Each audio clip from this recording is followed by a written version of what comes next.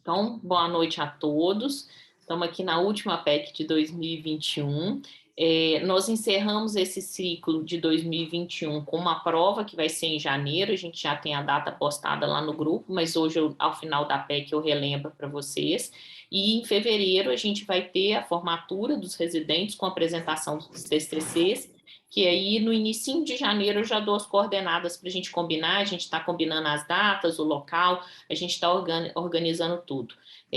Os Cicerones desse ano vai ser o Hospital das Clínicas da UFMG, e aí nós estamos organizando direitinho a data, nós vamos passar tudo direitinho no início de janeiro, a gente já passa isso tudo para vocês.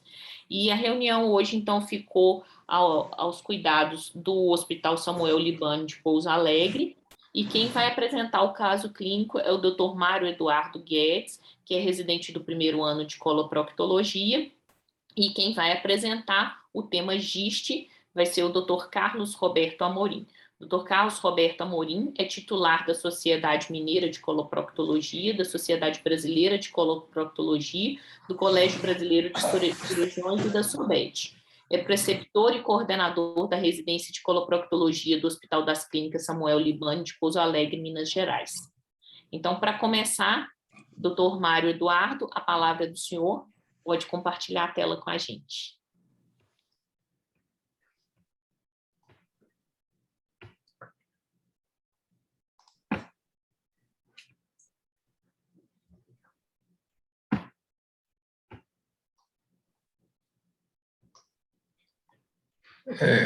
Está compartilhada?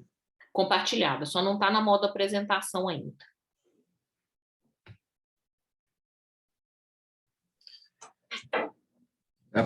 Deu certo? Ainda não foi para o modo apresentação.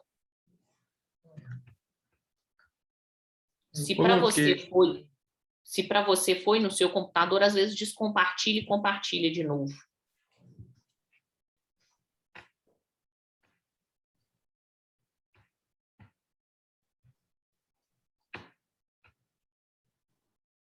O ideal é compartilhar não na apresentação, não no PowerPoint, por exemplo. O ideal é compartilhar no seu desktop, costuma ficar mais fácil.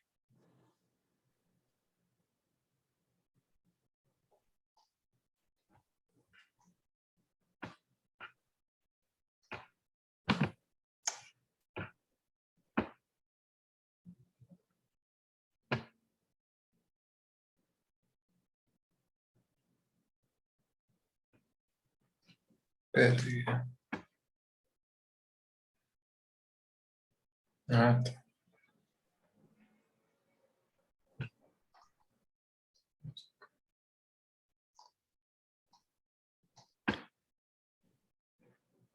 Foi?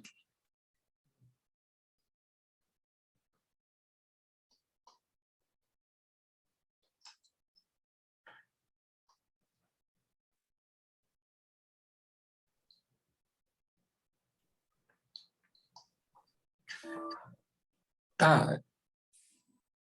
Mas o seu microfone tá mudo, né? Ah, perdão, perdão.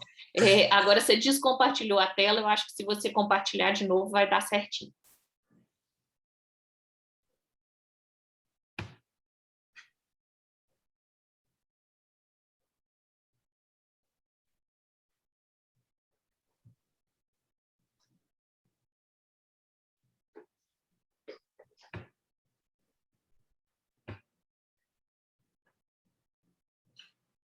Foi? Perfeito, perfeito. Ela Então, cheia. gente, agradeço aí a Sociedade Mineira pela oportunidade de melhorar a nossa formação. Então, dando sequências, hoje eu vou apresentar um caso clínico de tumor do estroma gastrointestinal, GIST. Meu nome é Mário, R1 de coloproctologia do Hospital Samuel Libani, né, de Pouso Alegre. Esse caso apareceu no nosso programa, foi em julho desse ano, nosso ambulatório. É uma paciente idosa de 73 anos, sexo feminino, encaminhada para o ambulatório de coloproctologia para investigação de doença abdominal crônica associada à irregularidade do trato gastrointestinal, do trânsito. E ela tinha essa queixa de dor abdominal há 6 anos, em cólica, moderada da intensidade, irregular e mal localizada, sem fator de melhora ou piora com evacuação, e negava hematoquesia, vômitos ou perda ponderal.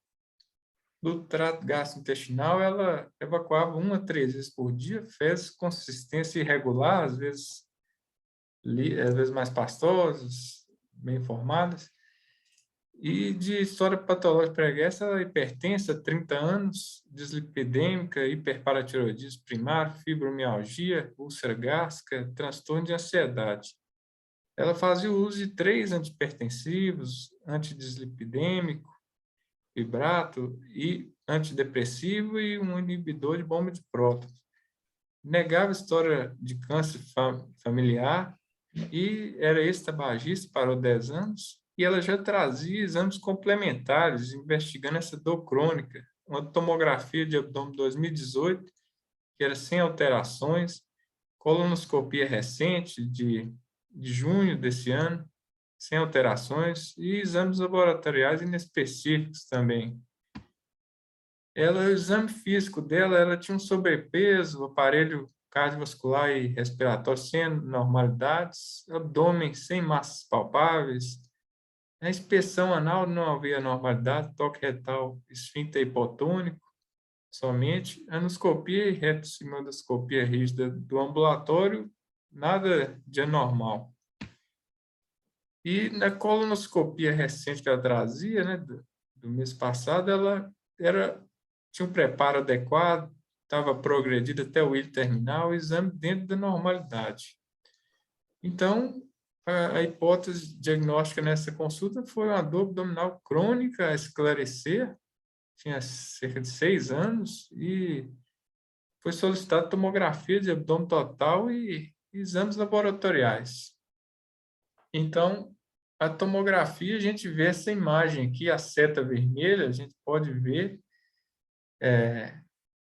essa seta vermelha, não sei se vocês estão avaliando aqui, é uma imagem nodular de 2 centímetros, excêntrica, na transição jejum e leal. Aqui, essa outra imagem dessa mesma tomografia, a gente vê aquela hipercapitante, é uma imagem vascularizada. E essa outra imagem no quadrante esquerdo, né, inferior esquerdo, dessa mesma imagem. Está passando sozinho aqui, mas... E na tomografia, o laudo falava isso que eu falei, imagem excêntrica de 2 centímetros, quadrante inferior esquerdo, na transição jejum e leal. E no fígado havia uns pequenos focos ovalados, infracentimétricos, não sugestivos de metástases. Doença diverticular do colo estava descrito e ateromatose aórtica intraabdominal. Vou passar aqui. Então, diante desse resultado de tomografia, foi solicitada uma enterorressonância para esclarecimento dessa lesão. A própria laudo da tomografia sugeriu esse exame de imagem para esclarecer. E a enterorressonância foi feita cerca de 1 mês depois, mostrou a mesma coisa da tomografia, um nódulo hipervascularizado excêntrico na transição do jejum ileal que devemos considerar a possibilidade de giste ou carcinoide, né, lesão neoplásica, não podendo descartar a doença linfoproliferativa. E a intrarressonância, a imagem aqui, a gente pode ver a imagem ali, nodular. Então, foi pensado em neoplasia de Delgado. E a conduta foi propor tratamento cirúrgico para esse caso. Foi pedir exames pré-operatórios, exame de estadiamento e risco cirúrgico. Então, ela retornou com os exames, raio-x de tórax, só tinha um índice cardiotorácico aumentado, ateromatose de aorta, espondilose torácica, o eletro normal, ritmo sinusal. O eco tinha uma hipertrofia de ventrículo esquerdo, concêntrico, um aumento importante de ato esquerdo. Laboratório não tinha anemia, hemoglobina de 13, creatinina, função renal normal, coagulograma normal. E o risco anestésico cardiológico foi baixo o risco cardiovascular, conforme a escola de Lee e esse ACP, né? Então ela estava apta para cirurgia. A cirurgia foi feita no mês de novembro. Então, a cirurgia foi feita. Aqui está uma nota operatória, como foi feita antibiótico profilaxia, com ceftriaxona e metronidazol, laparotomia mediana supra-infra-umbilical sob anestesia geral, identificado massa tumoral esofítica em transição jejum-ileal e não havia lesões secundárias macroscópicas, né, na revisão de cavidade. Realizada enterectomia segmentar, anastomose terminal com Vicril, 3 Aqui a gente vê o intraoperatório, a imagem nodular, né, uma das imagens, na transição jejum-ileal. Aqui, mais de perto, essa mesma imagem, esse nódulo hipervascularizado, novamente, mais de perto essa imagem. E aqui, após a ressecção da lesão, a gente foi tirado a lesão com margens, pelo menos as margens, pelo menos 5 a 10 centímetros aí. O mesotélio ali também foi ligado com margens. E anastomose manual, terminal, a gente consegue ver os fios aqui do Vicril. E o pós-operatório, ela evoluiu muito bem. No primeiro pós-operatório imediato, ela ficou na UTI, mantida analgesia, antieméticos fixos, anticoagulação profilática foi realizada.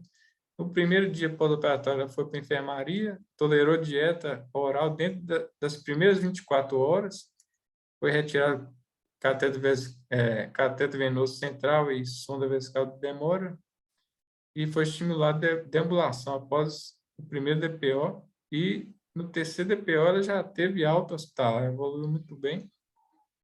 E no segmento ambulatorial, foi avaliado o resultado do anátomo patológico e imunistoquímica. Então, aqui eu trouxe as imagens do anátomo. O anátomo revelou que essa lesão era constituída de proliferação de células fusiformes de núcleo com certo pleomorfismo, alongados e citoplasmas irregulares, dispostos em fascículos, né, e comprometendo a parede delgada. Esses achados de neoplasia fuso celular de delgado favorecendo tumor estromal gastrointestinal, GIST. Não foi identificado linfonose nessa peça e as margens cirúrgicas foram livres, e sugeriu realizar imunistoquímica, que foi... Aqui a gente vê as imagens da lâmina. O laboratório cedeu gentilmente essas imagens para a gente.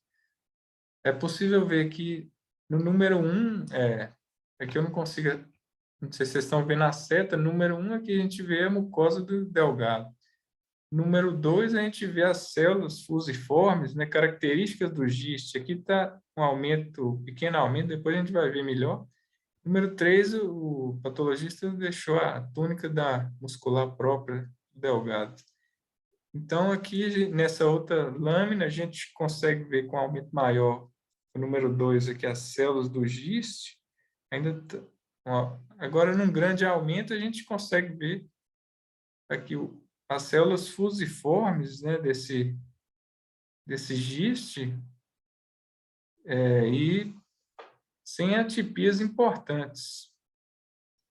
E a imunistoquímica, que corou positivo para o CD117, né, que é produto do gene KIT, que é típico dos GISTs, né, terem corarem para isso, e para o KI67 também foi positivo, e DOG1 positivo também. Então, características do GIST, né, que a gente vê o tecido corado por esses marcadores, né? Então, ela ela foi encaminhada para a oncologia para eles avaliarem o tratamento adjuvante. Então, acabou o caso. Obrigado a todos.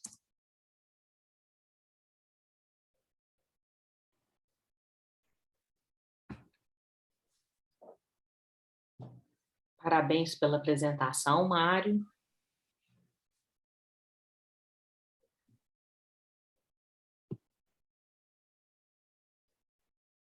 Doutor Carlos, a palavra é do senhor. Fique à vontade para compartilhar a tela.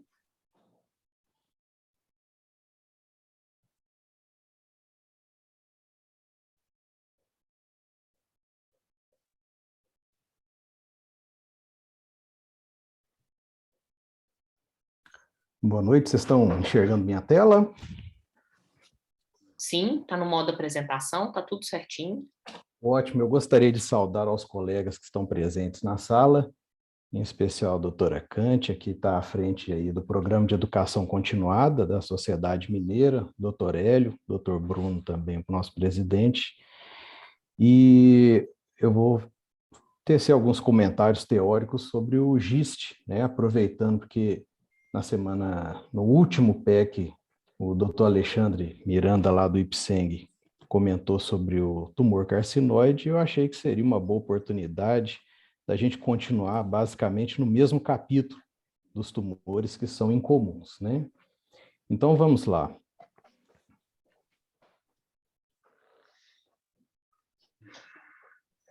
O GIST é o tumor gastrointestinal estromal e é um tumor que é raro. Ele representa de 1 a 2% dos tumores do trato gastrointestinal. São tumores mesenquimais mais comuns do trato gastrointestinal, pertence ali à família dos sarcomas de partes moles. Eles se originam basicamente nas células intersticiais de Cajal ou nas células que são as precursoras das células intersticiais de Cajal, né? Essas células de Cajal, para a gente lembrar, são as células marca-passo, que fazem a interface entre a inervação autônoma do intestino e a musculatura lisa. Essas células se localizam junto à camada muscular própria, ali, perto ali dos plexos mioentéricos. E, tipicamente, elas expressam o receptor KIT, que é o CD117. A idade onde mais acontece o GIST é por volta dos 60 aos 65 anos, mas pode acontecer também em crianças. E quando acontece em crianças, adolescentes e adultos mais jovens, a gente tem que buscar as síndromes, né, de predisposição genética. A incidência varia muito em várias séries diferentes e é estimada em torno de 10 a 15 por milhão por ano, né? Então, numa região de 1 milhão de habitantes, a gente supõe que vão ter aí 10 a 15 GIST, né? Mas existe um viés de seleção, porque o GIST ele é muito variado, né? E existem alguns trabalhos mostrando que em autópsias se encontra até 35% de gistes gástricos. E esses gistes geralmente são gistes subcentimétricos, são muito pequenos, são gistes subclínicos. Então, se levar em consideração esse universo desses gistes, aí a incidência sobe demais. Agora, se você considerar aqueles tumores maiores de importância clínica, a incidência ela é menor mesmo, né? O GIST ele não tem predileção pelo gênero, ele tem uma discretíssima prevalência em homens, mas aqueles GISTs de origem sindrômica, de origem genética, né? Principalmente aqueles tumores deficientes de subunidades de succinato desidrogenase, aí não, aí ela é mais comum em mulheres. Um breve histórico sobre o GIST. Até 1980 não se distinguia o GIST dos outros sarcomas, né? Então ficava tudo no mesmo balaio lá, o GIST, o leiomiossarcoma e etc, chivanoma, Mas aí, em 1980, eles já foram classificados em tumores estromais. Em 1988, foi descoberto que eles vinham, né, das células de Cajal, e em 1998, 10 anos depois, mostrou os gistes expressando o CD34 e o CD117 na imunistoquímica. E um ano depois, a gente já tinha terapia-alvo para o giste, que era o imatinib, né, o Glivec, que é o inibidor da tirosina quinase. E o uso desse produto mostrou uma resposta surpreendente. Então, foi um sucesso, né, a descoberta ali da terapia-alvo, né? Em 2006, um pouco antes, né, mas em 2006, já houve proposta de estratificação dos gistes, levando em consideração principalmente 3 elementos, que é o tamanho, o índice mitótico e a localização, cada uma revelando um prognóstico diferente. E até hoje, essa estratificação muda alguma coisinha, mas basicamente esses 3 elementos são de maior importância. 95% dos gistes são gistes esporádicos e apenas 5% eles estão inseridos numa síndrome genética, né? E aí a gente vai comentar rapidamente sobre essas síndromes genéticas, que são muito raras, mas vale uns 2 minutinhos para isso. Bom, então, dentro das síndromes genéticas, a gente tem algumas possibilidades.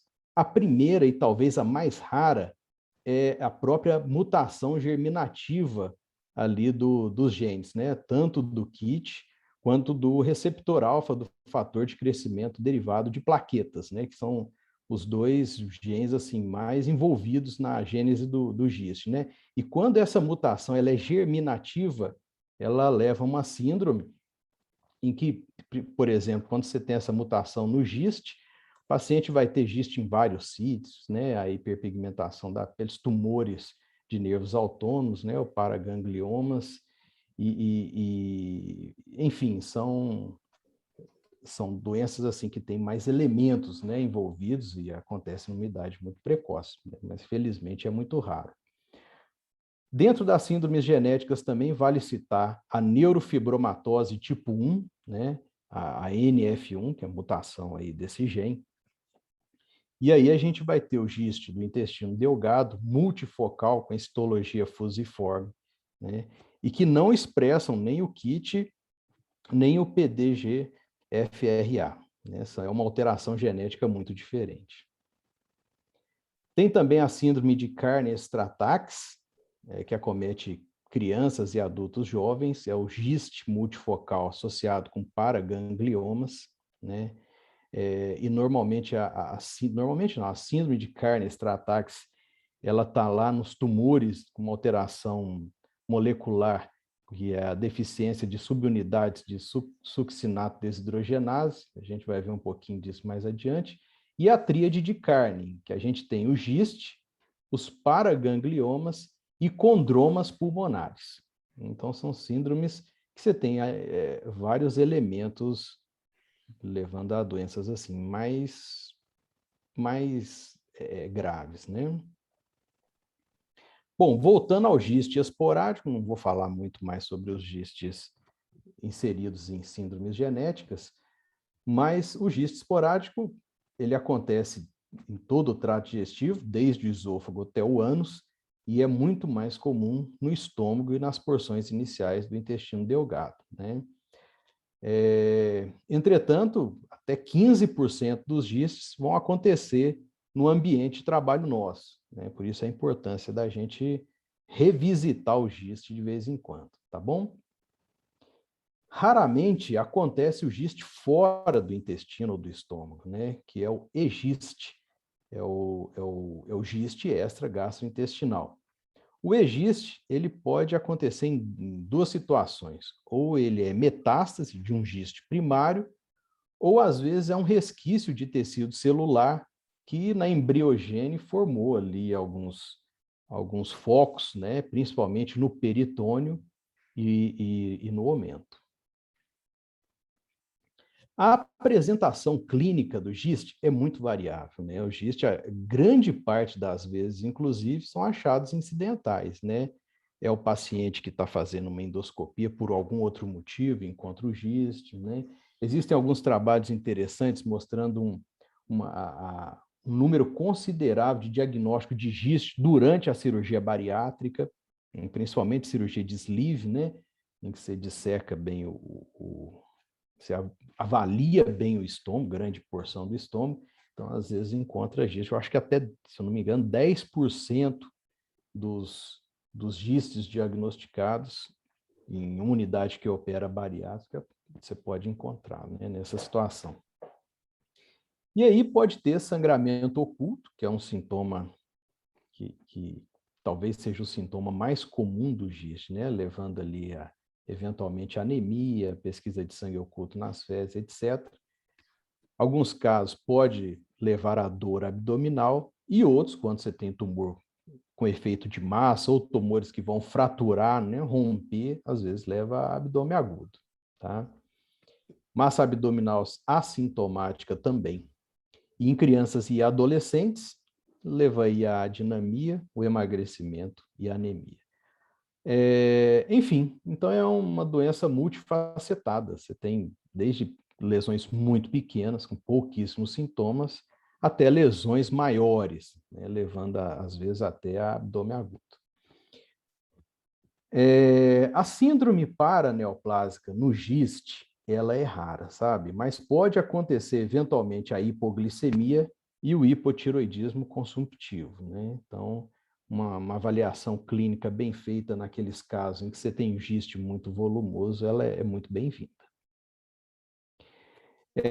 Esse é só para ilustrar um paciente com um diagnóstico de GIST que a gente operou no começo do ano, né? Então, você vê aí uma lesão grande, né? Levando um abdômen agudo obstrutivo, né? Uma lesão que de fato é muito diferente daqueles gistes pequenos que acontecem no estômago às vezes, né?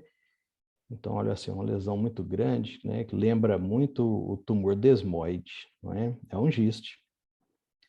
Né? Na ressecção dessa lesão, houve comprometimento da vascularização de um segmento de cólon, com necessidade também de uma colectomia segmentar aí. Né? Então é isso, o GIST vai depender muito da característica dele. Né? A doença metastática, ela é encontrada de 10 a 20% no momento do diagnóstico. E uma coisa interessante do GIST é que o GIST ele não segue a via de linfonodos, né? Então, o fígado, o omento e o peritônio são os sítios onde mais acontecem as metástases, tá bom? Também não acontece, é raro acontecer o GIST para fora da cavidade peritoneal. E aí, para o diagnóstico do GIST, talvez o primeiro exame talvez seja a tomografia, né, daqueles GIST de cavidade abdominal, né? E o que a gente vai encontrar é uma massa sólida, com contornos que realça com contraste, como o Mário apresentou esse quadro clínico. Massas que são maiores, às vezes, adquiriam um aspecto complexo, por causa da necrose, né, ou da hemorragia, e a vantagem da tomografia é também que você pode avaliar as estruturas que são adjacentes e avaliar a integridade da parede intestinal. Então, vocês estão vendo nessa figura de cima aí um GIST, né, no corpo gástrico, um GIST ali causando um abaulamento para dentro da câmara gástrica, e na imagem de baixo um GIST de intestino delgado, também volumoso, né, heterogêneo, é a imagem que nos pode sugerir um GIST.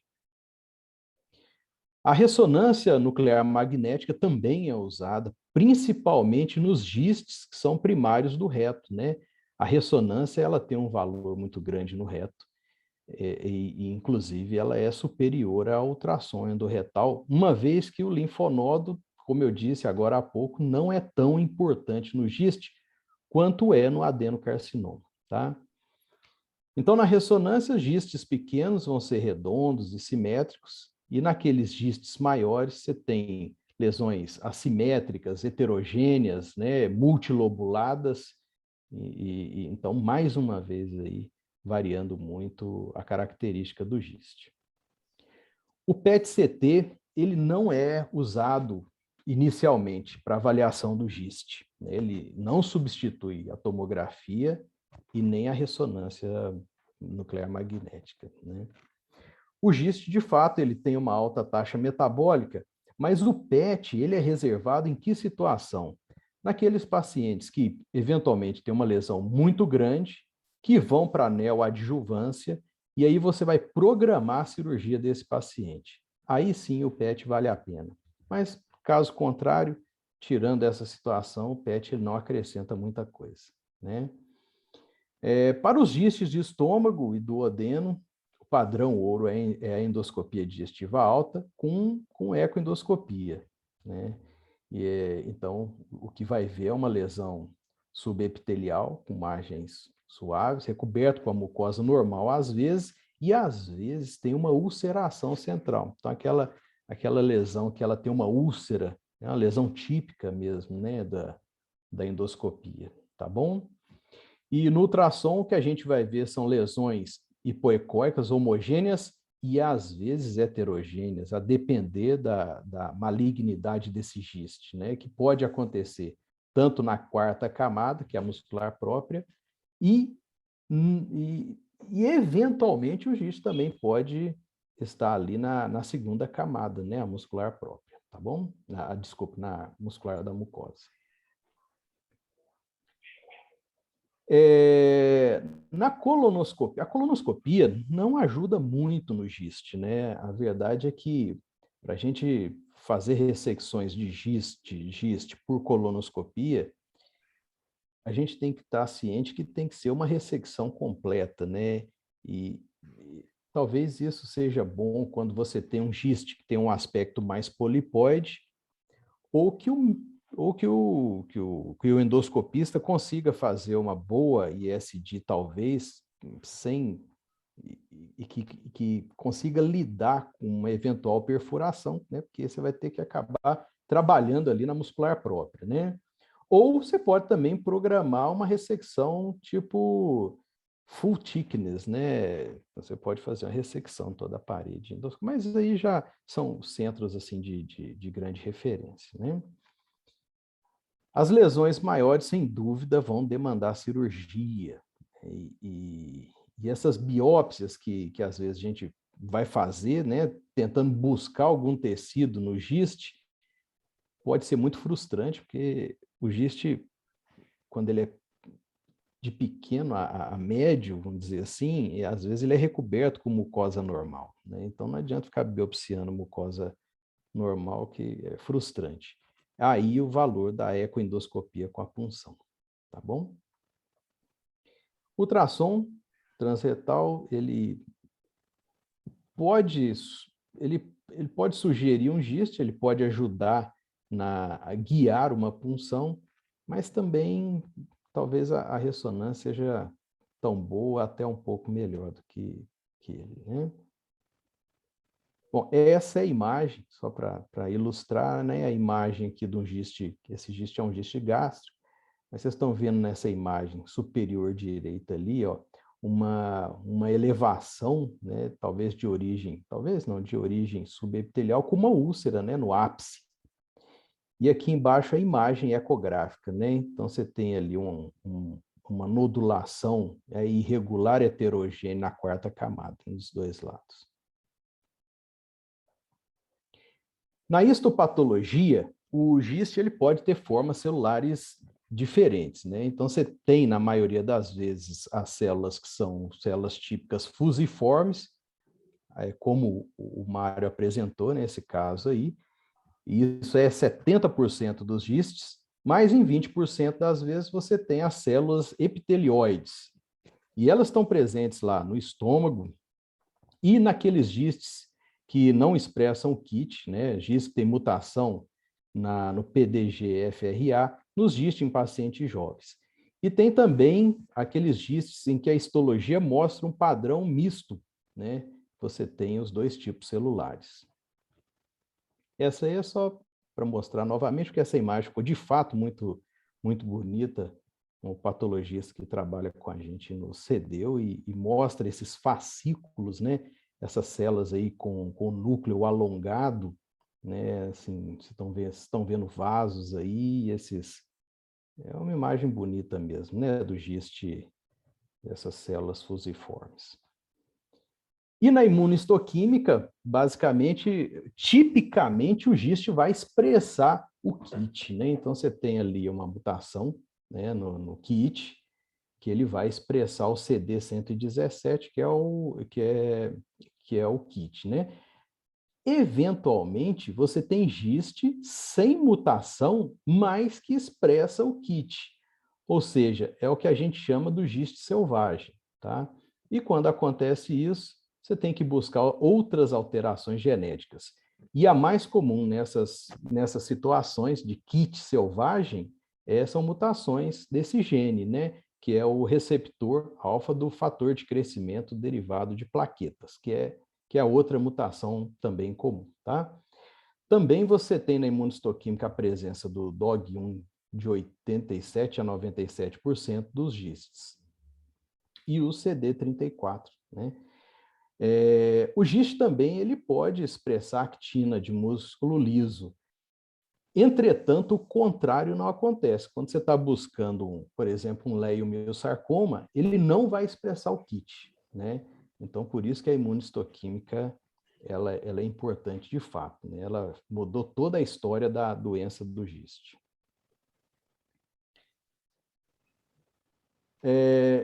Então, quando você tem a expressão do CD117 e do DOG1, o diagnóstico até fica fácil.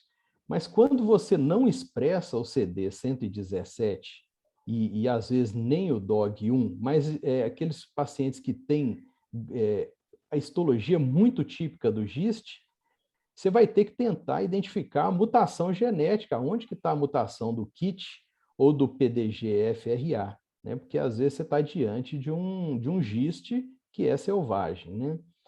E se acontece isso, você vai ter que buscar outras possibilidades.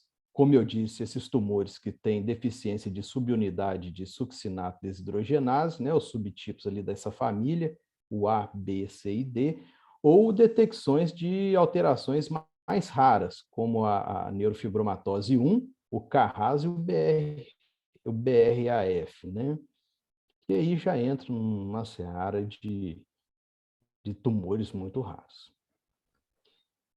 As alterações moleculares, né, a assinatura do GIST, ela, na prática, vai ficar muito importante de agora em diante, uma vez que mutações que são conhecidas, por exemplo, a mutação do KIT, falar que o KIT está mutado, muitas vezes não significa muito, né? Ela é importante que você conheça aonde ele está mutado. Isso vai mudar a característica do tumor, né? Então, você tem o KIT mutado lá em 67% das vezes, mas a localização dessa mutação é muito importante, né? Só para exemplificar, se você tem a mutação no SU9, usar o imatinib em dose dobrada, né? É só um exemplo, por exemplo. Você tem também, que é, obviamente, aquela mutação que não é do KIT, e o GIST, que não expressa não tem mutação nem no KIT, nem no PDGFRA, e aí talvez sejam essas doenças, como eu disse, mais raras, né? Que vão mudar toda a característica fenotípica dessas doenças. Bom, diagnóstico diferencial do GIST, tumores benignos subepiteliais, o leiomioma, chivanoma, os tumores desmoides, e os malignos, leiomiosarcoma, melanoma, né, o miofibroblastoma inflamatório, etc. E os fatores de risco para pior prognóstico do GIST são o tamanho do tumor, o índice mitótico, o local, presença da ruptura do tumor, os aspectos, né, radiológicos, né, ultrassonográficos, o envolvimento linfonodal, que é raro, mas também é um fator de pior prognóstico, e as alterações moleculares específicas, né? Por exemplo, como eu disse, o kit mutado no exon 9 são gistes mais agressivos.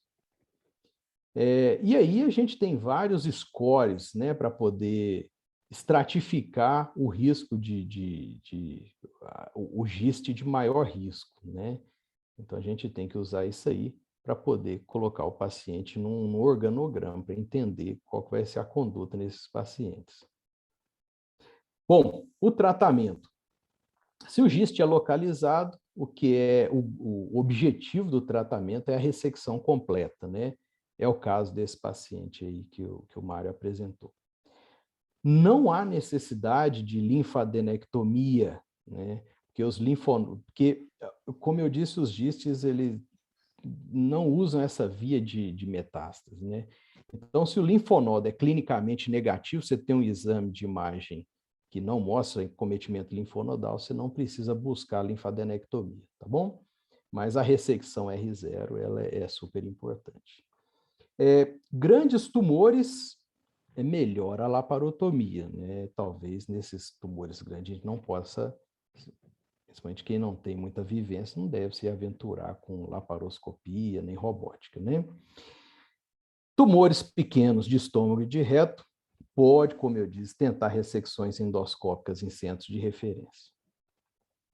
Aqueles tumores de baixo risco e em localização desfavorável, as ressecções R1, ou seja, em que você tem uma margem microscópica positiva, ela pode até ser aceita, desde que o tumor seja um tumor de baixo risco, sejam tumores muito pequenos, que têm pouco um índice mitótico diminuído, né?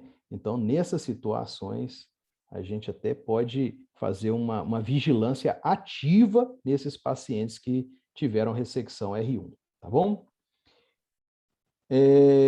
Bom, e depois de tratado, aqueles pacientes que têm o giste de alto risco, provavelmente não é o caso aí do Mário, o paciente ele vai usar o imatinib adjuvante por 3 anos. Naqueles pacientes que têm um giste já metastatizado ou multivisceral, talvez o paciente vai ter que usar o giste mais tempo ainda, né? O giste intermediário, a gente vai individualizar ou avaliar a mutação específica do kit. E se não for possível ressecção R0, ou aquelas ressecções que implicam grandes sequelas, são aqueles pacientes que a gente pode considerar a neoadjuvância, né? Especialmente se a gente entende que esse tumor é um tumor que é um tipo sensível ao imatinib. Aí a gente pode, depois de diagnosticado e estudado a lesão, a gente pode fazer uma neoadjuvância com imatinib se o tumor for sensível, para depois tentar uma abordagem cirúrgica.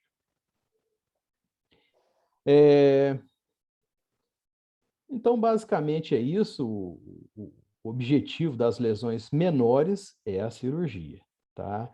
Quando as lesões são grandes, a gente pode usar o imatinib pré-operatório, né, em neoadjuvância, para depois tentar uma ressecção ou talvez manter a adjuvância, né?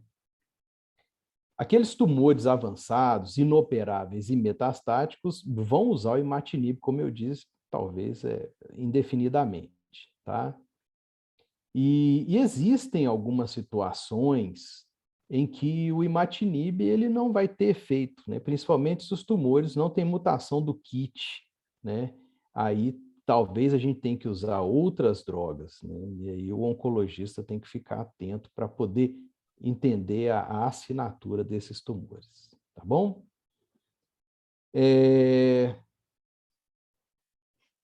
Eventualmente, a radioterapia pode ser um recurso paliativo, mas não tem muito assunto sobre isso, não, sabe? Não tem muita literatura sobre esse assunto e não entra aí nos guidelines, né?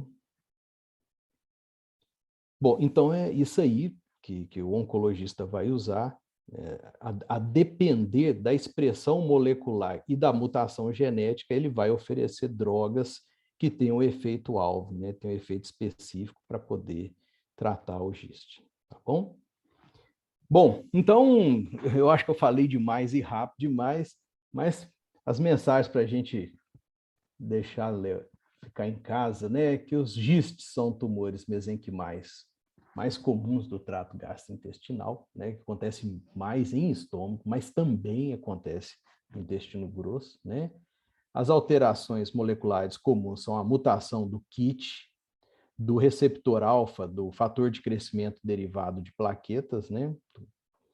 E aquelas mutações dos tumores que têm deficiência de subunidades do succinato desidrogenase, né? A apresentação clínica é muito variável. E o diagnóstico também vai desde um incidentaloma até talvez num abdômen agudo, aí, às vezes com uma tomografia, etc. A imunohistoquímica vai te ajudar, grande parte dos GIST vai fechar o diagnóstico, e a avaliação de metástase também com exames de imagem, tá bom? Importante sempre a gente buscar modelos de estratificação de risco para prever a história natural do GIST. Bom, quero agradecer e me coloco à disposição, né? E eu acho que a doutora Cântia pode assumir. Muito obrigada, doutor Carlos. Parabéns ao senhor e ao doutor Mário. Excelentes apresentações, não falou demais, deu uma abordagem muito ampla do assunto, foi excelente. Vamos começar o debate, então, e eu começo passando a palavra para o doutor Matheus Massaúde, que hoje vai representar o serviço de residência do Hospital da Santa Casa de Belo Horizonte. Doutor Matheus, a palavra é sua. Boa noite a todos, parabéns pelas apresentações, Mário e Carlos. Foram muito boas, né? Acho que o Carlos deu um geral no GIST, né? Falou de tudo e acaba que não tem como falar de GIST sem falar do GIST gástrico, né? Que é muito mais frequente, para a gente vir um tumor mais raro e até menos estudado na parte coloretal. Acho assim, foi muito completo, não tem nada muito a acrescentar, porque realmente é algo muito raro. Recentemente, assim, coincidentemente, há umas 2 semanas eu operei um GIST de delgado do ilho com uma colega. Foi bem tranquilo. A gente operou com laparoscopia e na nossa prática no dia a dia, eu acho que o que a gente tem que ficar atento é com eventuais lesões assim subepiteliais, abaulamentos na colonoscopia que podem levantar suspeitas.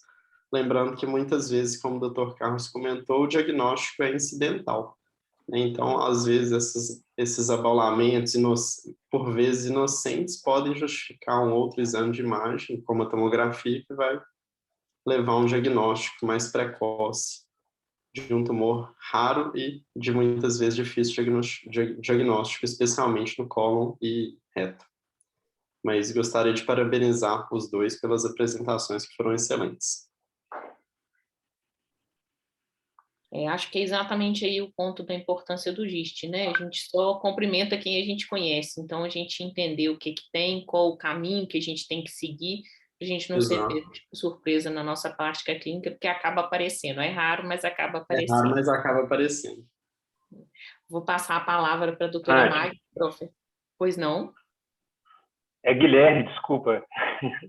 Eu entrei atrasado aqui, queria pedir desculpa para vocês que eu tive um problema, mas só parabenizar o Dr. Carlos, eu vi o finalzinho da aula, agradecer o Matheus que pôde substituir aí aos 90 minutos do segundo tempo, que eu pedi esse favor para ele, né? E só como é a última pega, eu queria agradecer a participação de todo mundo, né? O tanto que os 2 novos serviços agregaram aí na nossa discussão, né? Fiquei muito feliz, foi uma coisa que funcionou muito bem, né? Então, tanto o Dr. Carlos como o Dr. Elísio, né? Obrigado pela participação, por ter aceitado aí, né? Agradecer mais nosso evento, né? Obrigado, vou estender, não que cheguei atrasado, não posso falar muito não, desculpa. Vou passar a palavra para a doutora Magda, que é a coordenadora da residência do Hospital das Clínicas da UFMG. Boa noite para todos. Eu queria primeiro agradecer a oportunidade de fala. Segundo, pedir desculpa porque eu entrei um pouco atrasado, que ele estava assistindo por mim, mas eu perdi a apresentação, mas eu só pedi desculpa, mas eu peguei a apresentação do caso e fiquei realmente maravilhada, porque, como você acabou de falar, Kant, a gente só dá bom dia para quem a gente conhece, né? Eu só cumprimento quem a gente conhece. E eu estava num seminário agora, por isso que eu entrei um pouquinho atrasada, que eu falei exatamente isso com os alunos, né? Que a gente só sai da mediocridade estudando. Então, isso aqui que a gente está fazendo é sair da mediocridade. Parabéns, Carlos. Muito, muito, muito boa revisão. E uma dúvida única, não tem nada para acrescentar. Ao contrário, eu tenho que te agradecer pelas informações. Uma dúvida que eu tenho é o seguinte: normalmente os fatores prognósticos do GIST, os mais comuns, né, são o tamanho e o índice mitótico, que vai permitir classificar as lesões em risco muito baixo, intermediário, alto. O que eu quero saber de você, se houve, né, porque você fez essa revisão aí, a gente tem um conhecimento que nem sempre a gente, ainda mais um tema tão específico, nem sempre a gente vê toda hora, se mudou alguma coisa em relação ao tamanho. A gente sabe que menos de 5 mitoses é risco baixo, com 2 centímetros. Mudou alguma coisa em relação ao tamanho para abordagem ou não? Bom, doutora Magda. Bom, na revisão, saiu uma revisão esse ano na ESMO, e de fato o tamanho não mudou, mas acrescentou uma característica que é a fratura do GIST, colocando ele numa situação de muito pior prognóstico, sabe? Então, aqueles GISTs fraturados. Mas o tamanho não mudou. Inclusive, eles falam da regra dos 5, né? Então, a partir do valor 5 centímetros, das figuras de mitose também, né? No crampo de grande aumento, etc., tudo 5 ali, né? Ele já é considerado intermediário, sabe? Mas não mudou muita coisa. O que acrescentou foi essa característica da fratura do tumor. É isso que mudou de uns anos para cá. De uns anos não, acho que poucos anos para cá. Tá joia, a mãe obrigado. Continua 5 mesmo, viu? Tá. Obrigada, Carlos. Então, eu quero só te agradecer, porque foi realmente imagino que foi uma tarefa hercúlea essa aí, de fazer essa revisão de um tema tão difícil. Muito obrigado, agradecer a todos o ano inteiro, né, agradecer Kant especificamente por essa PEC tão bem organizada, que ela é guerreira nisso, e dizer a todo mundo um Feliz Natal, né, que ano que vem seja um ano de maiores, vamos dizer, graças, né, do que esses anos que a gente vem passando. Mas muito obrigada, Carlos, muito obrigado, residente que apresentou, e muito obrigado pela contribuição de todos vocês o ano inteiro nas PECs. E parabéns a Kant, mais uma vez, pela essa organização primorosa que ela vem fazendo da PEC. Obrigada, Magda. Vou passar a palavra agora para o doutor Emerson, coordenador da residência do Hospital das Clínicas da Universidade Federal do Triângulo Mineiro. Doutor Emerson, a palavra é do senhor. Boa noite a todos.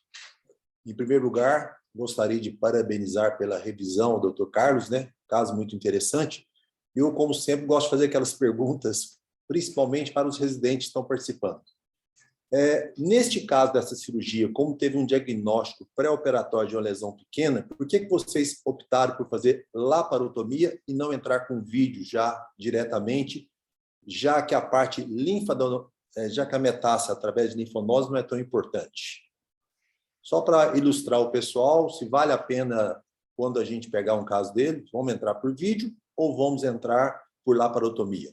Apesar que o Matheus comentou algum caso que ele operou recentemente e entrou por vídeo.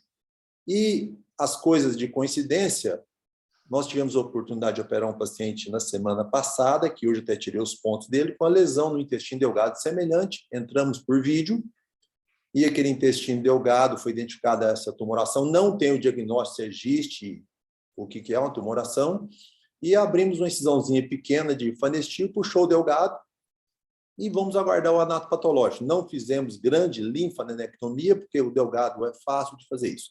Esse é o primeiro dado que eu gostaria de comentar e gostaria que vocês falassem também, principalmente para os residentes. E como foi dito que o GIST tem uma frequência razoavelmente em estômago, eu, por um acaso, eu faço bariátrica também. E a gente encontra, com uma certa frequência, essas tumorações não grandes, né? Quando é muito grande, já faz diagnóstico pré-operatório, endoscopia, abaulamento, tudo isso, e a gente encontra, muitas vezes, essas pequenas nodulações subserosas no estômago, compatíveis com GIST, cirurgia de refluxo também, de vez em quando encontramos, retiramos a lesão, encaminhamos para anátomo, e como o Dr. Carlos mesmo falou, praticamente termina o tratamento aí, porque são lesões pequenas, índice de mitose mais baixo, termina tudo isso. Então, só ressaltando que o estômago, de vez em quando, traz essa surpresa. Esse caso que eu citei na semana passada é intestino delgado. Mas muito interessante, e o que é importante para os nossos residentes é que não podem deixar de pensar nessa patologia que existe no dia a dia.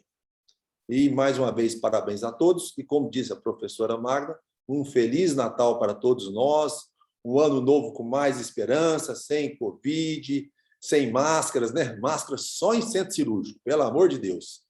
Mas e parabéns para todos vocês. É isso aí. Bom, doutor Emerson, eu vou responder rapidamente. Foi optado por laparotomia por uma questão de logística. Na verdade, essa paciente era de um outro colega que não optou por fazer laparotomia para tentar diminuir os custos do paciente, que ela foi uma cirurgia particular e ela não tinha condição de pagar pinça de energia, né, nem trocáter, nem nada, e enfim, até poderia até ter feito, não tinha impedimento nenhum. Se fosse o paciente, não era minha, mas se fosse minha, seria feito por vídeo mesmo. Mas foi uma questão de logística, não teve nada assim específico não, né? Em relação aos gistos encontrados no estômago, existem teorias hoje que falam que, eventualmente, você pode ter a hiperplasia de células de Cajal, formando alguns pequenos nódulos, né, chamados de microgistes, que são patologias, assim, não é nem doença, tá? Ainda num espectro de normalidade, né? Mas que se eventualmente ele expressa uma proteína ou outra que faz a coisa desandar, aí ele vai virar um giste, né? Então, como é uma lesão ainda, talvez,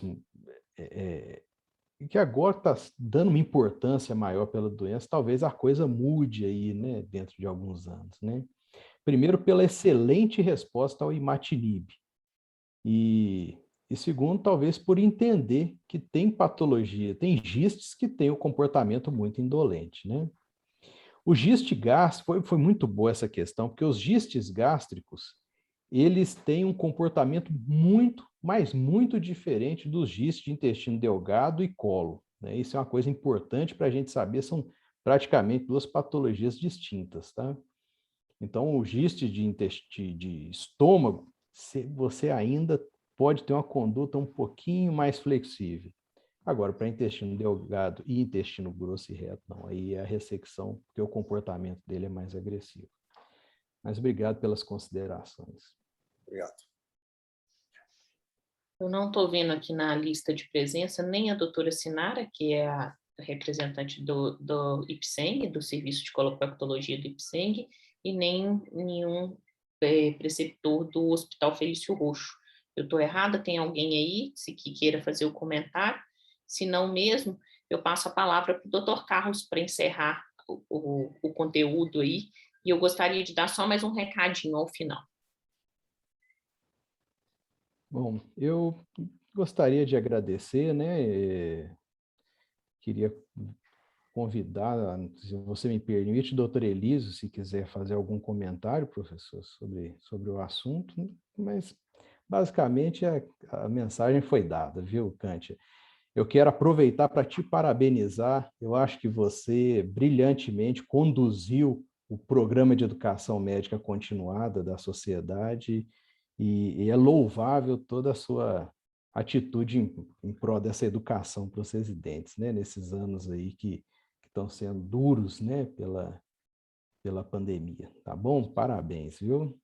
Muito obrigada a todos, gente. Muito obrigada. Faço com muito carinho pela nossa sociedade.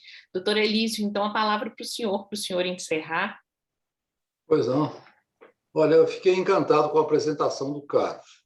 Eu já o conheço há muitos anos, né? Ele foi um antigo residente nosso e que desenvolveu tremendamente a nossa especialidade por aqui.